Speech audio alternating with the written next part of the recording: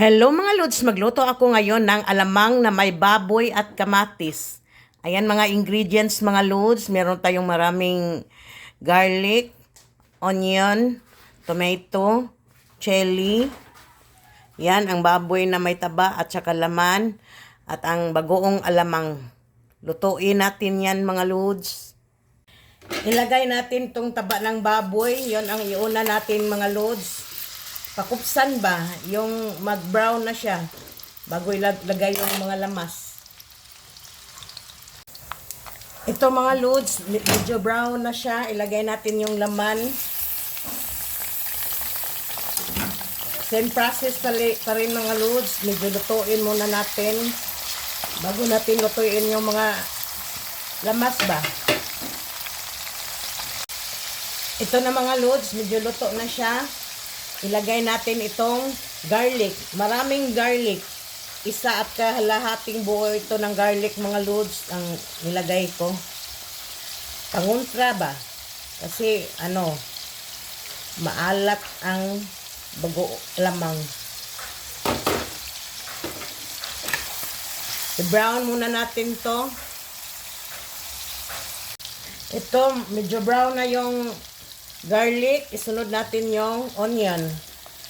Red onion.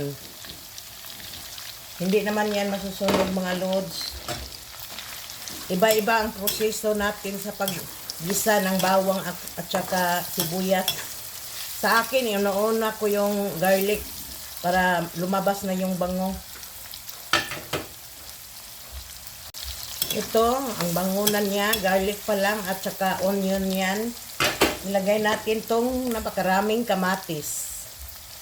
Half kilo na kamatis ito mga Lods. Ang nilagay ko. At yung bagoong alamang, lang yun, 1/4. Pero hinugasan ko na yan. Ayaw ko kasing masyadong maalat, kaya hinugasan ko yung bagoong na alamang. Bali, muna natin ito. Lutuin bago natin ilagay yung alamang. Ayan, ilagay na natin itong sili.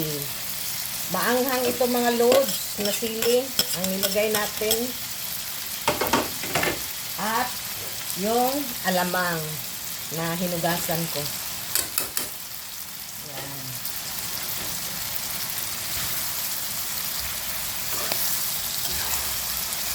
Lutuin natin ito about 30 minutes mga Lods para yung kamatis, baboy ay lutong-luto na talaga siya. Timplahan natin yan mamaya. Ito mga Lods, maglagay ako ng timpla. Kunting suka para ma-preserve din natin yan. Hindi yan masyadong marami, kunti lang yan.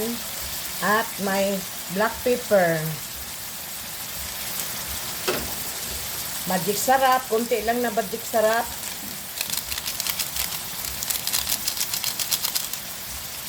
And brown sugar.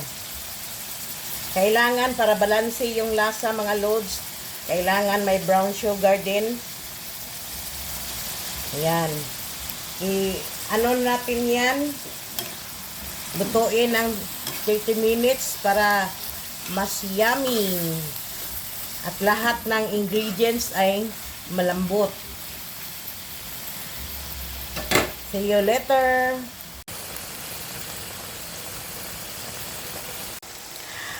Ayan na! Luto ng aking bagoong alamang na may kamatis at baboy. Yummy! Kain na!